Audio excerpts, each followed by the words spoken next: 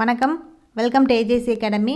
இன்றைக்கி இந்த கிளாஸில் நம்ம என்ன பார்க்க போகிறோன்னா டிஎன்பிசி ஜேடிஓ சிலபஸையும் எஸ்எஸ்சி ஜேஇ சிலபஸையும் ஃபுல்லாக தான் வந்து ஒவ்வொரு டாப்பிக்காக நம்ம வந்து கவர் பண்ணிட்டே வந்து போகிறோம். ஸோ இந்த டிஎன்பிசி ஜேடிஓ எக்ஸாமும் எஸ்எஸ்சி ஜேஇ எக்ஸாமும் ஆல்மோஸ்ட் கொஞ்சம் சிமிலராக தான் வந்திருக்கும். அதுக்கு ரிலேட்டடான டாபிக்ஸும் வந்து கவர் ஆகும்.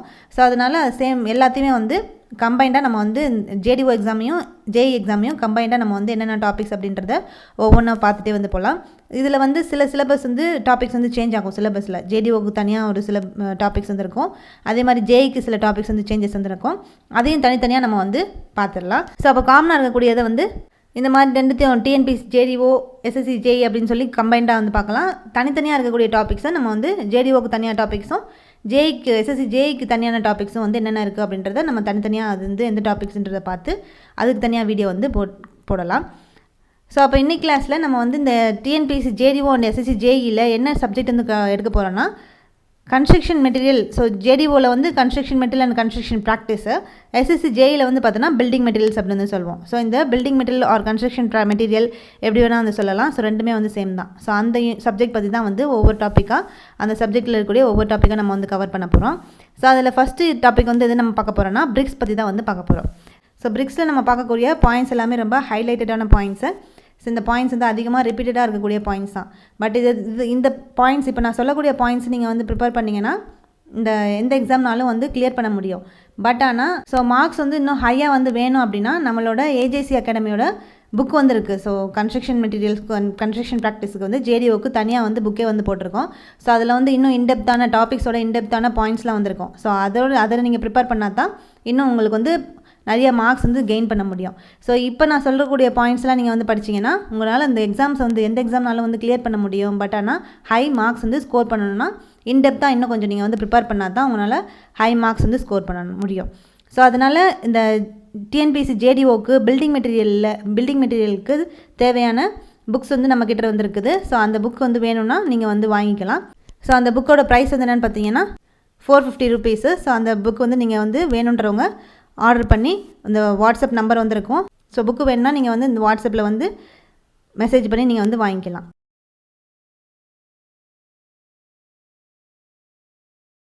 ஸோ அப்போ இன்னைக்கு கிளாஸில் நம்ம வந்து என்னென்னா இந்த construction material construction practice or building material பற்றி தான் வந்து பார்க்க போகிறோம். ஸோ அதில் பார்க்க போகிற டாபிக் என்னென்னு பார்த்தோன்னா பிரிக்ஸ். ஸோ அதில் முக்கியமான பாயிண்ட்ஸ்லாம் வந்து என்னென்ன இருக்குது அப்படின்றத வந்து பார்க்கலாம். ஸோ ஃபஸ்ட்டு இந்த பிரிக்கோட இன்ட்ரடக்ஷன் வந்து என்ன அப்படின்றத தெரிஞ்சுக்கலாம். ஸோ பிரிக் வந்து எப்படி ஷேப்பில் இருக்கும்னு பார்த்தோன்னா அது வந்து ரெக்டாங்குலர் ஷேப்பில் வந்துருக்கும். அதே மாதிரி அதோட சைஸு ஷேப் எல்லாமே வந்து ரெக்டாங்குலர் ஷேப் அண்ட் சைஸில் தான் வந்திருக்கும் பிரிக்ஸு. ஸோ அந்த பிரிக்ஸ் வந்து ரொம்ப சீப்பான ஒரு மெட்டீரியல், டியூரபிளாக வந்திருக்கும், ஈஸியாக வந்து ஹேண்டில் பண்ண முடியும். ஸோ அந்த மாதிரியான மெட்டீரியல் தான் வந்து இந்த பிரிக்ஸு. அதே மாதிரி அதோட வெயிட் வந்து பார்த்தோன்னா லைட் வெயிட்டாக வந்து ப்ரெசென்ட் ஆகிருக்கும். ஸோ இது எங்கெல்லாம் வந்து இந்த பிரிக்ஸை வந்து யூஸ் பண்ணலான்னு பார்த்தோன்னா எக்ஸ்டீரியர் வால்ஸ் அண்ட் இன்டீரியர் வால்ஸில் வந்து யூஸ் பண்ணலாம், பார்ட்டிஷன் வால்ஸில், பியர்ஸில், ஃபுட்டிங்ஸில், அதே மாதிரி மற்ற லோட் பியரிங் ஸ்ட்ரக்சர்ஸ்லாம் வந்து இந்த பிரிக்ஸை நம்ம வந்து யூஸ் பண்ண முடியும் பில்டிங் மெட்டீரியலாக. இந்த பிரிக்கோட ஸ்டாண்டர்ட் சைஸு அது ஸ்டாண்டர்ட் பிரிக் ஆர் மாடுலர் பிரிக் அப்படின்னு வந்து சொல்லுவோம். ஸோ அப்போ இந்த ஸ்டாண்டர்ட் பிரிக் ஆர் மாடுலர் பிரிக்கோட சைஸ் வந்து என்னென்னு பார்த்தோன்னா 19/9/9 cm. ஸோ இப்போ பார்க்கக்கூடிய பாயிண்ட்ஸ் எல்லாமே வந்து ஹைலைட்ஸான பாயிண்ட்டு. அதனால் இதில் இருக்கக்கூடிய பாயிண்ட்ஸ் எல்லாத்தையும் வந்து நல்லா நோட் பண்ணிக்கோங்க. இதுலேருந்து நிறைய ரிப்பீட்டட் கொஷின்ஸ் வந்து கேட்டே வந்திருப்பாங்க. ஸோ அப்போ இந்த ஸ்டாண்டர்ட் பிரிக் ஆர் மாடல் பிரிக்கோட சைஸ் வந்து 19/9/9 cm. ஸோ மேசன்ட்ரியில் வந்து நம்ம வந்து இந்த பிரிக்ஸ் வந்து யூஸ் பண்ணும் போது அந்த ஸ்டாண்டர்ட் சைஸில் இருக்கக்கூடிய பிரிக்கில் நம்ம வந்து மாட்டர் வந்து ஆட் பண்ணுவோம். ஸோ அப்படி ஆட் பண்ணும்போது 19/9/9 cm இருந்த பிரிக்கோட சைஸ் வந்து மாட்டர் வந்து ஆட் பண்ணதுக்கப்புறம் எப்படி மாறும்னு பார்த்தோன்னா 20/10/10 cm அப்படின்னு சொல்லி வந்து மாறும். எப்போனா மேசன்ட்ரி ஒர்க்ஸுக்கு நம்ம வந்து இந்த பிரிக்ஸை வந்து யூஸ் பண்ணும் போது. ஸோ இந்த பிரிக்கோட வெயிட் வந்து எவ்வளோன்னு பார்த்தோன்னா 3 to 3.5 kg வந்து வரைக்கும் இருக்கும். ஸோ இந்த ஃப்ராக் வந்து அந்த பிரிக்ஸில் வந்து பார்த்தோன்னா ஃப்ராக் அப்படின்னு சொல்லி ஒரு இன்டர்நேஷன் மார்க் வந்து இருக்கும். ஸோ ஃப்ராக் அப்படின்றது ஒரு இன்டர்நேஷன் மார்க். ஸோ ட்ரேட் நேம் வந்து அதில் வந்து எந்த கம்பெனி வந்து மேனுஃபேக்சர் பண்ணியிருக்காங்க அப்படின்னு சொல்லி ட்ரேட் நேம் வந்து அந்த இன்டர்நேஷனல் மார்க்கில் வந்து இருக்கும். ஸோ எதுக்காக வந்து இந்த ஃப்ராக் வந்து பிரிக்ஸில் வந்து ப்ரொவைட் பண்ணுறாங்க அப்படின்னு பார்த்தோன்னா அதோட பர்பஸ் என்னென்னு பார்த்தோன்னா அது வந்து மாட்டரை வந்து ஹோல்ட் பண்ணுறதுக்காக தான். ஸோ மாட்டரை வந்து ஒரு ஹோல்ட் பண்ணுறதுக்கான ஒரு கீயாக வந்து ஆக்ட் பண்ணுறது எதுன்னு பார்த்தோன்னா இந்த ஃப்ராக். ஸோ பிரிக்கையும் பிரிக்கு மேலே இந்த மாட்டர் வந்து வைக்கும் போது அது வந்து இந்த மாட்டரை வந்து நல்லா பிடிச்சி நிற்கணும். ஸோ பாண்டிங் வந்து கிடைக்கணும். அந்த மாதிரி வந்து ஹோல்ட் பண்ணியிருக்கணுன்றதுக்காக தான் ஒரு கீ ஃபேக்டராக எது வந்து ஆக்ட் ஆகுதுன்னா இந்த ஃப்ராக் வந்து இந்த பிரிக்கில் வந்து ஆக்ட் ஆகுது. ஸோ இந்த ஃப்ராக் வந்து எங்கே ப்ரொவைட் பண்ணியிருப்பாங்கன்னு பார்த்தோன்னா பிரிக்கோட டாப்பில் வந்து ப்ரொவைட் பண்ணியிருப்பாங்க. ஸோ இந்த பிரிக்கில் ஃப்ராகோட டெப்த் வந்து எவ்வளோ டெப்த்தில் இருக்குன்னு பார்த்தோன்னா 1 to 2 சென்டிமீட்டர் டெப்த்தில் வந்து இருக்கும். ஸோ அப்போ இந்த ஃப்ராகோட சைஸ் வந்து என்னென்னு பார்த்தோன்னா பிரிக்கில் வந்து 10/4/1 சென்டிமீட்டர் சைஸ் இந்த ஃப்ராகோட சைஸு. ஸோ அதுக்கப்புறம் இப்போ வந்து எப்படி ஸ்டாண்டர்ட் சைஸ் ஆஃப் மாடுலர் பிரிக் ஒரு ஸ்டாண்டர்ட் பிரிக்கோட சைஸ் வந்து என்ன அப்படின்னு சொல்லி வந்து பார்த்தோமோ, அதே மாதிரி இந்த பிரிக்கோட ட்ரெடிஷ்னல் பிரிக் ஆர் கன்வென்ஷனல் பிரிக் அப்படின்னு சொல்லி வந்திருக்கும். அது இன்னொரு நேமில் ஃபீல்டு பிரிக் அப்படின்னு வந்து சொல்லலாம். ஸோ அந்த field size of brick or traditional brick or conventional brick எல்லாமே வந்து சேம் தான். ஸோ அதோட சைஸ் என்னென்னு பார்த்தோன்னா 20 சென்டிமீட்டரில் எடுத்துக்கிட்டோன்னா 23/11.4/7.6 சென்டிமீட்டர். இன்ச்சஸில் வந்து எடுத்துக்கிட்டோன்னா 9 inch by 4.5 inch by 3 inch. So இதான் வந்து கன்வென்ஷனல் பிரிக்கோட சைஸ். ஸோ அப்போ ஸ்டாண்டர்ட் சைஸ் ஆஃப் மாடுலர் பிரிக்னா வந்து என்ன அப்படின்னு சொல்லி வந்து கேட்பாங்க. அதே மாதிரி கன்வென்ஷனல் பிரிக்கோட சைஸ் வந்து என்ன அப்படின்னு சொல்லி வந்து கேட்பாங்க. ஸோ இதான் வந்து பிரிக்கோட இன்ட்ரொடக்ஷன். அடுத்து இந்த பிரிக்கை வந்து எப்படிலாம் கிளாஸிஃபை பண்ணியிருக்காங்க அப்படின்றது வந்து பார்க்க போகிறோம். ஸோ கிளாஸிஃபிகேஷன் ஆஃப் பிரிக்ஸை. ஸோ இந்த பிரிக்ஸை வந்து 4 டைப்பாக வந்து கிளாஸிஃபை பண்ணியிருக்காங்க. ஒன்று வந்து ஃபஸ்ட் கிளாஸ் பிரிக் அப்படின்னு சொல்லி, செகண்ட் கிளாஸ் பிரிக்கு, தேர்ட் வந்து தேர்ட் கிளாஸ் பிரிக், ஃபோர்த் வந்து ஃபோர்த் கிளாஸ் பிரிக் அப்படின்னு சொல்லி 4 கிளாஸ் பிரிக்ஸாக வந்து இந்த பிரிக்கை வந்து கிளாஸிஃபை பண்ணியிருக்காங்க. அப்போ இந்த ஃபஸ்ட் கிளாஸ் பிரிக் அப்படின்றது எப்படி இருக்குன்னு பார்த்தோன்னா, எல்லாத்துலேயுமே வந்து நல்ல குவாலிட்டியாக இருக்கக்கூடிய பிரிக் தான் வந்து இந்த ஃபஸ்ட் கிளாஸ் பிரிக்ஸில் வந்து வரும். ஸோ அது நல்ல வெல் பர்ன்ட் பிரிக்ஸாக இருக்கும், டீப் ரெட் கலரில் இருக்கும், செரி ஆர் காப்பர் கலர்லேயே வந்து அந்த ஃபஸ்ட் கிளாஸ் பிரிக்ஸ் வந்து ப்ரெசென்ட் ஆகிருக்கும். ஸோ அதோட சர்ஃபேஸ் எப்படி இருக்குன்னு பார்த்தோன்னா ஸ்மூத்தாக இருக்கும், ரெக்டாங்குலர் ஷேப்பில் இருக்கும், பேரலாக இருக்கும், ஷார்ப்பு, அந்த எட்ஜஸ்லாம் வந்து ஸ்ட்ரைட்டாக ஷார்ப்பாக வந்திருக்கும். அதே மாதிரி கார்னர்ஸ் எல்லாம் வந்து ஸ்கொயராக வந்து ப்ரெசென்ட் ஆகிருக்கும். ஸோ இப்படி தான் வந்து இந்த ஃபஸ்ட் கிளாஸ் பிரிக்ஸ் வந்துருக்கும். அதுக்கப்புறம் இந்த ஃபஸ்ட் கிளாஸ் பிரிக்கோட வாட்டர் அப்சார்ப்ஷன் கெப்பாசிட்டி வந்து 24 ஹார்ஸ்க்கு நம்ம வந்து ஒரு கோல்டான வாட்டரில் அந்த பிரிக்கை வந்து ஃபஸ்ட் கிளாஸ் பிரிக்கை வந்து இமர்ஸ் பண்ணி வச்சுருந்தோம் அப்படின்னா, அதோட ட்ரை வெயிட்லேருந்து அந்த வாட்டர் அப்சார்ப்ஷன் கெப்பாசிட்டி வந்து எவ்வளோ இருக்கும் பார்த்தீங்கன்னா 12 to 15% வரைக்கும் ப்ரெசென்ட் ஆயிருந்துச்சுன்னா அது வந்து நல்ல குவாலிட்டியான ஃபஸ்ட் கிளாஸ் பிரிக்ஸ் அப்படின்னு சொல்லி வந்து அர்த்தம். ஸோ ஃபஸ்ட் கிளாஸ் பிரிக்கோட வாட்டர் அப்சார்ப்ஷன் கெப்பாசிட்டி வந்து என்ன அப்படின்னு சொல்லி வந்து கேட்பாங்க. ஸோ அதில் வந்து 20% வந்துருக்கும், இந்த பர்சன்டேஜ் 12 to 15% வந்து கொடுத்துருப்பாங்க. ஸோ ரெண்டுமே வந்து நோட் பண்ணிக்கோங்க. 2 பேஸ் பண்ணியும் கொஷின்ஸ் வந்து கேட்பாங்க. ஸோ சில கொஷினில் வந்து பார்த்தோன்னா ஃபஸ்ட் கிளாஸ் பிரிக்கோட வாட்டர் அப்சார்ப்ஷன் கெப்பாசிட்டி வந்து என்ன அப்படின்னு சொல்லி வந்து கேட்பாங்க. இது வந்து 2 மாதிரியும் வந்திருக்கும். ஸோ 20% வந்து கொடுத்துருப்பாங்க, இல்லைனா 12 to 15% வந்திருக்கும். ஸோ அதனால் அதோட பர்சன்டேஜ் ரெண்டுத்தையுமே வந்து நோட் பண்ணிக்கோங்க. ரெண்டுமே வந்து கரெக்டு தான், அதில் வந்து கன்ஃபியூஸ் ஆக தேவையில்லை. ஸோ அடுத்து இந்த ஃபஸ்ட் கிளாஸ் பிரிக்கோட க்ரஷிங் ஸ்ட்ரென்த் வந்து, அதாவது கம்ப்ரசிவ் ஸ்ட்ரென்த் வந்து எவ்வளோ இருக்குன்னு பார்த்தோன்னா 10 Nm/mm² கீழே வந்து இருக்கக்கூடாது இந்த ஃபஸ்ட் கிளாஸ் பிரிக்கோட crushing strength or compressive strength. So இதான் வந்து ஃபஸ்ட் கிளாஸ் பிரிக்கோட கேரக்டரிஸ்டிக்ஸ். அடுத்து வந்து second class bricks. So second class bricks வந்து எப்படி இருக்கும்னு பார்த்தோன்னா, அதில் வந்து சின்ன சின்ன கிராக்ஸ்லாம் வந்துருக்கும், கொஞ்சம் டிஸ்டர்ட் ஆகிருக்கும். அதெல்லாம் வந்து பெர்மிட்டட் தான் இந்த செகண்ட் கிளாஸ் பிரிக்ஸில். ஸோ அப்போ இந்த செகண்ட் கிளாஸ் பிரிக்ஸில் வந்து வாட்டர் அப்சார்ப்ஷன் கெப்பாசிட்டி வந்து எவ்வளோ இருக்குன்னு பார்த்தோன்னா 16 to 20% வந்து இருக்கும் அதோட ட்ரை வெயிட்டில். ஸோ அப்போ இந்த செகண்ட் கிளாஸ் பிரிக்கில் வந்து வாட்டர் அப்சார்ப்ஷன் கெப்பாசிட்டி வந்து 16 to 20%. ஸோ இதோட க்ரஷிங் ஸ்ட்ரென்த் வேல்யூ வந்து எவ்வளோ கீழே வந்து இருக்கக்கூடாதுன்னா 7 Nm/m² கீழே வந்து ப்ரெசென்ட் ஆகிருக்கக்கூடாது இந்த செகண்ட் கிளாஸ் பிரிக்கோட க்ரஷிங் ஸ்ட்ரென்த் வேல்யூ. அடுத்து மூணாவது பிரிக்ஸ் பார்த்தோன்னா தேர்ட் கிளாஸ் பிரிக்ஸ். இந்த தேர்ட் கிளாஸ் பிரிக்ஸ் வந்து எப்படி இருக்குன்னு பார்த்தோன்னா, அது ஃபுல்லாகவே வந்து அண்டர்பர்ன்ட் பிரிக்ஸாக வந்துருக்கும். இந்த பிரிக்கோட சர்ஃபேஸ் வந்து பார்த்தோன்னா இர்ரெகுலரான இருக்கும். அதே மாதிரி எட்ஜஸ் எல்லாமே வந்து டிஸ்டார்ட் ஆகிருக்கும், அதாவது ரொம்ப யூனிஃபார்மாக ஷார்ப் எட்ஜஸ்லாம் வந்து ப்ரெசென்ட் ஆகாமல் டிஸ்டார்டட் எட்ஜஸாக வந்துருக்கும் இந்த தேர்ட் கிளாஸ் பிரிக்ஸில். இந்த தேர்ட் கிளாஸ் பிரிக்கோட வாட்டர் அப்சார்ப்ஷன் கெப்பாசிட்டி வந்து எவ்வளோ இருக்குன்னு பார்த்தோன்னா 25% வந்து இந்த தேர்ட் கிளாஸ் பிரிக்கோட வாட்டர் அப்சார்ப்ஷன் கெப்பாசிட்டி வந்து ப்ரெசென்ட் ஆகிருக்கும். அடுத்து fourth class brick. Fourth class brick வந்து எடுத்துக்கிட்டோன்னா இந்த பிரிக்ஸ் எல்லாமே வந்து ஓவர் பர்ன்ட் பிரிக்ஸாக வந்திருக்கும். ரொம்பவே வந்து ஷேப்பு சைஸ் எல்லாம் வந்து கரெக்டாக வந்து யூனிஃபார்மாக இருக்காது, ஃபுல்லாகவே வந்து டிஸ்டார்டட் கண்டிஷனில் வந்து ப்ரெசென்ட் ஆகிருக்கும். ஸோ இப்படி தான் வந்து இந்த ஃபோர்த் கிளாஸ் பிரிக்ஸ் வந்து இந்த மாதிரி தான் வந்து ப்ரெசென்ட் ஆகிருக்கும். ஸோ அப்போ இதான் வந்து இந்த பிரிக்ஸோட கிளாஸிஃபிகேஷன், 4 டைப் ஆஃப் கிளாஸிஃபிகேஷன். அடுத்து இந்த பிரிக்ஸோட கேரக்டரிஸ்டிக்ஸ் வந்து என்ன அப்படின்றது வந்து பார்க்க போகிறோம். ஸோ நல்ல குட் பிரிக்ஸ்னால் அதோட கேரக்டரிஸ்டிக்ஸ் வந்து எப்படிலாம் வந்துருக்கும் அப்படின்றது வந்து பார்க்க போகிறோம். ஸோ அதில் ஃபஸ்ட்டு வந்து பார்த்தோன்னா பிரிக்ஸ் வந்து இந்த குட்டாக நல்லா இருக்கக்கூடிய பிரிக்ஸ் வந்து எப்படி வந்து மோல்ட் பண்ணுவாங்கன்னு பார்த்தோன்னா, அது வந்து டேபிள் மோல்டட் பிரிக்காக வந்துருக்கும். நல்லா க்ளீனில் வச்சு நல்லா பர்ன் வந்து பண்ணியிருப்பாங்க. ஸோ டேபிள் மோல்டிங் பண்ணி அந்த பிரிக்ஸ் எல்லாத்தையும் க்ளீனில் வச்சு நல்லா பர்ன் பண்ணியிருப்பாங்க.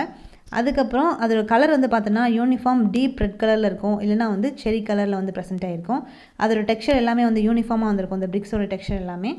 இதோட வாட்டர் அப்சார்ப்ஷன் கெப்பாசிட்டி, ஸோ வந்து நல்ல குட் பிரிக்கோட வாட்டர் அப்சார்ப்ஷன் கெப்பாசிட்டி வந்து எவ்வளோ இருக்கும்னா 20% வந்து ப்ரெசென்ட் ஆகிருக்கும்.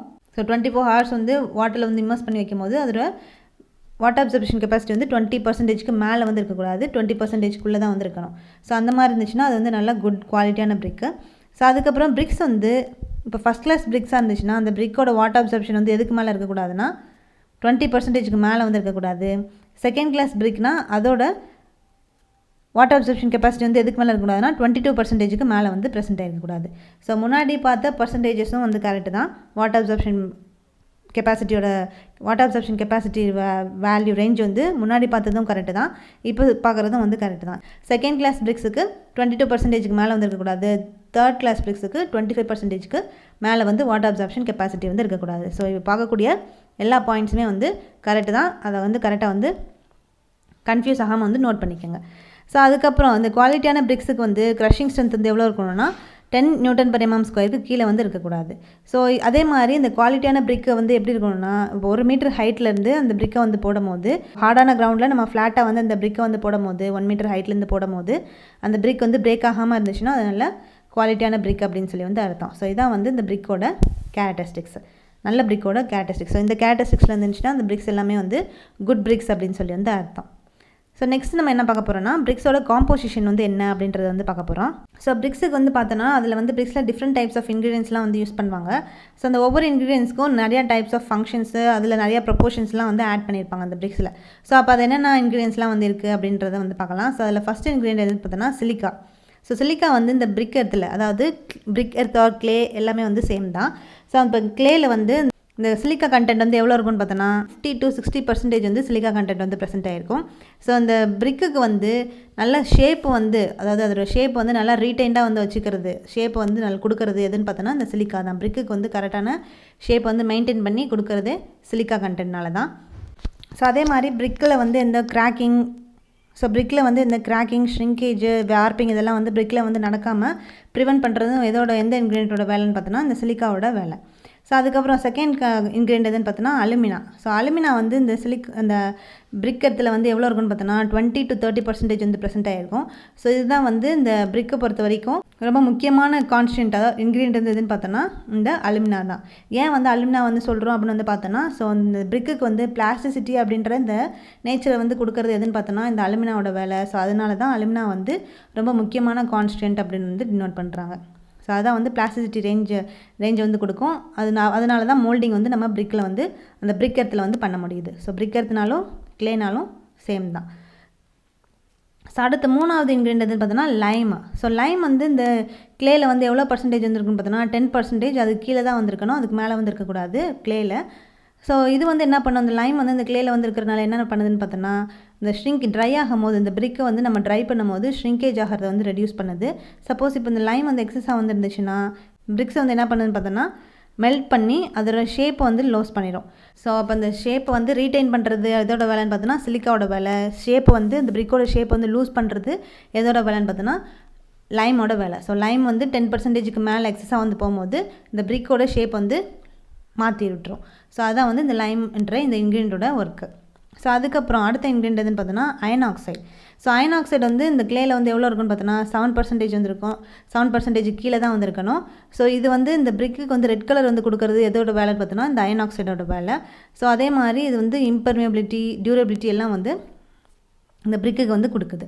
அடுத்த இன்க்ரீடியன்ட் என்னென்னு பார்த்தோன்னா மெக்னீஷியா. ஸோ மெக்னீஷியா வந்து இந்த கிளேயில் வந்து 1% வந்து இருக்கணும். ஸோ அந்த பிரிக்கில் வந்து பேர்ன் ஆகும்போது ஒரு எல்லோ டிண்ட் வந்து மேலே வந்து ப்ரெசென்ட் ஆகிருக்கும். ஸோ அது வந்து எதனால் கிடைக்குதுன்னு பார்த்தோன்னா இந்த மெக்னீஷியா கண்டென்ட்னால தான் வந்து க்ரியேட் ஆகுது. ஸோ இது வந்து ஷ்ரிங்கேஜ் வந்து குறைக்கும் இந்த பிரிக்ஸில். ஸோ இதான் வந்து முக்கியமான 5 இன்க்ரீடியன்ஸ் பிரிக் எர்த்தில் வந்து ப்ரெசென்ட் ஆகிருக்கும். ஸோ இப்போ இந்த பிரிக்கோட காம்போசிஷன் வந்து என்ன அப்படின்றத வந்து பார்த்தோம்.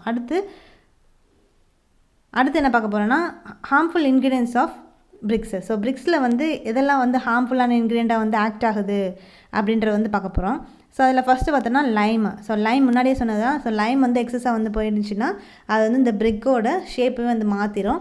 ஸோ அதே மாதிரி இப்போ லைம் வந்து எக்ஸஸாக இருந்துச்சுன்னா அந்த பிரிக்கோட கலரை வந்து ரெட் கலர்லேருந்து எல்லோ கலருக்கு வந்து மாற்றிடும். எப்போன்னு பார்த்தோன்னா இந்த லைமோட கண்டென்ட் வந்து 10%க்கு மேலே வந்து ப்ரெசென்ட் ஆகிருந்துச்சு அப்படின்னா இது வந்து ஒரு ஹார்ம்ஃபுல்லான இன்க்ரீடியண்ட்டு பிரிக்ஸுக்கு.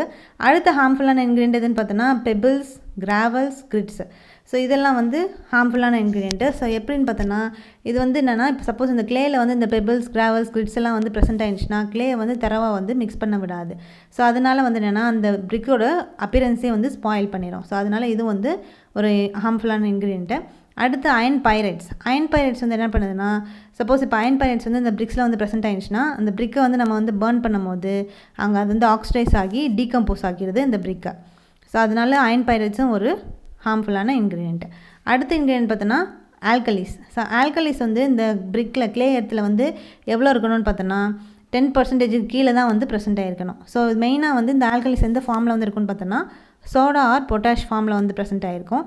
ஸோ இந்த ஆல்கலிஸ்னால தான் வந்து என்ன க்ரியேட் ஆகுதுன்னு பார்த்தோன்னா எஃப்ளோரசன்ஸ் வந்து க்ரியேட் ஆகும். ஸோ இந்த எஃப்ளோரசன்ஸ் வந்து எப்படி க்ரியேட் ஆகுதுன்னா, இந்த பிரிக் வந்து இந்த மாய்ஸ்சர் கண்டென்ட் வந்து அப்சர்வ் பண்ணி வச்சுக்கும். ஸோ அப்சர்வ் பண்ணி வச்சதுக்கப்புறம் அந்த மாய்ஸ்சர் பிரிக்கில் இருக்கக்கூடிய மாய்ஸ்சர் கண்டென்ட்லாம் வந்து எவாப்ரேட் ஆனதுக்கப்புறம் அந்த பிரிக்கோட சர்ஃபேஸில் பார்த்தோன்னா ஒயிட் ஆர் கிரே பவுடர் வந்து டெபாசிட் ஆகிருக்கும். ஸோ அது இந்த பிரிக்கோட அப்பியரன்ஸை ஃபுல்லாக வந்து ஸ்பாயில் பண்ணிடும். ஸோ அந்த கிரே ஆர் ஒயிட் டெபாசிட் தான் நம்ம என்ன சொல்கிறோம்னா எஃப்ளோரசன்ஸ் அப்படின்னு வந்து சொல்கிறோம். இந்த எஃப்ளோரசன்ஸ் வந்து எதனால் க்ரியேட் ஆகுதுன்னு பார்த்தோன்னா இந்த ஆல்கலி கண்டென்ட்னால தான் வந்து க்ரியேட் ஆகுது. ஸோ அதுவும் வந்து ஒரு ஹார்ம்ஃபுல்லான இன்க்ரீடியன்ட்டு.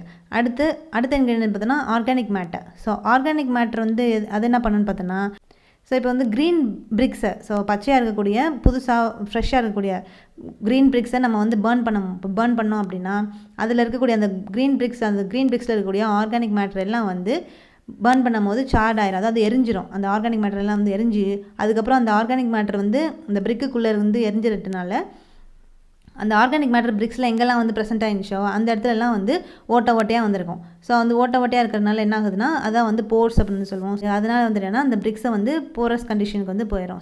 வாட்டர் அப்சார்ப்ஷன் அதிகமாக அந்த பிரிக்ஸில் வந்து க்ரியேட் ஆக ஆரம்பிச்சிடும். ஸோ அதனால தான் வந்து இந்த ஆர்கானிக் மேட்டரும் ஒரு ஹார்ம்ஃபுல்லான இன்க்ரீடியன்ட். அடுத்து பார்த்தோம்னா carbonaceous material. So carbonaceous material வந்து எந்த ஃபார்மில் வந்து இருக்குன்னு பண்ணால் ஒன்று வந்து பிட்டுமினஸ் மேட்டர் ஆர் கார்பன் கண்டென்ட்டாக வந்து ப்ரெசென்ட் ஆகிருக்கும் இந்த பிரிக்ஸில். ஸோ இது வந்து என்ன க்ரியேட் பண்ணுதுன்னு பார்த்தோன்னா அந்த பிரிக்கில் வந்து பிளாக் கோர் வந்து க்ரியேட் பண்ணும் இந்த கார்பனேஷியஸ் மெட்டீரியல். அடுத்த இன்க்ரீடியன்ட் பார்த்தோன்னா சல்ஃபர். ஸோ சல்ஃபர் வந்து என்ன பண்ணுது, சப்போஸ் இந்த க்ளேயில் வந்து சல்ஃபர் கண்டென்ட் வந்து ப்ரெசென்ட் ஆயிடுச்சு அப்படின்னா அது என்ன பண்ணுதுன்னா அந்த பிரிக்ஸில் வந்து ஸ்பாஞ்சியாக வந்து ஃபார்ம் பண்ணிடும். இந்த பிரிக்கோட சர்ஃபேஸில் ஸ்பாஞ்சியாக வந்து ஃபார்ம் பண்ணுது. அதே மாதிரி ஸ்வாலனாக வந்து பிரிக்ஸில் வந்து ஃபுல்லாக ஸ்வாலன் ஆகி அதாவது வீங்கின மாதிரி வந்து ஆக்கிரும். ஸ்பாஞ்சியாகவும் வீங்கின மாதிரி உப்புன மாதிரி வந்து ஆக்கிரும். ஸோ அது வந்து எதனால் நடக்குதுன்னா அந்த சல்ஃபர்னால நடக்குது. அதே மாதிரி இந்த பிரிக்ஸோட கலரை வந்து எப்படி மாற்றுன்னு பார்த்தோன்னா ஒயிட் பிளாட்சஸாக வந்து மாற்றிடும். ஸோ இது எப்போன்னு பார்த்தோன்னா இந்த சல்ஃபர் கண்டென்ட் வந்து இந்த க்ளேயில் வந்து ப்ரெசென்ட் ஆகிடுச்சுன்னா இந்த மாதிரியான டிஃபெக்ட்ஸ் வந்து க்ரியேட் ஆகுது.